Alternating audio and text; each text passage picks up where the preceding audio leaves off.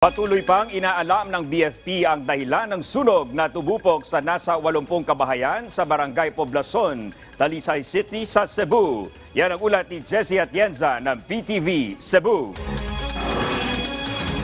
Mula sa Himpapawid, naglalagablab ang bahaging ito ng Sitio Kamungay pasado alas 8 ng umaga. Matapos ang isang oras na pakikipagbuno ng mga bumbero, naapula din ang sunog na umabot sa ikatlong alarma. Walang bumbero dito. Walang bumbero dyan sa kabila. Galit at dismayado si Aling Virgie. Natupok ang kanyang bahay pati ang mga mahalagang dokumento. Sabi niyo kanina, bago pa yung mga passport niyo, mga documents niyo, wala kayong nailigtas? Wala. Bago pa yung passport ko, kaya nirenew ko yun. Wala nakinig. Wala talaga. Ilan taon na kayo nakatira dito, ma'am? 1980 pa. Oo.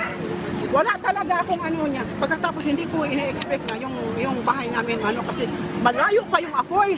At ang ano ko sa bumbero na doon sila magdaan. Kasi pag dito, hindi na sila makadaan kasi one way lang. Sa inisyal na tala ng BFP, humigit kumulang 80 kabahayan ang nilamon ng apoy.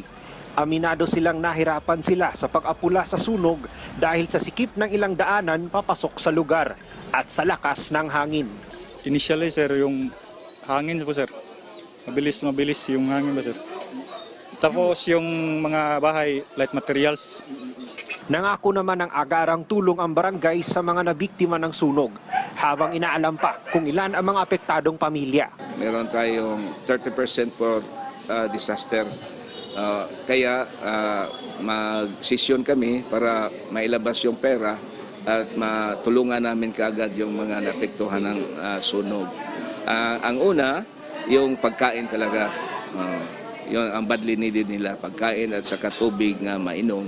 Magpapadala rin ng tulong ang lokal na pamalaan ng lungsod ng Talisay para sa mga nasunugan.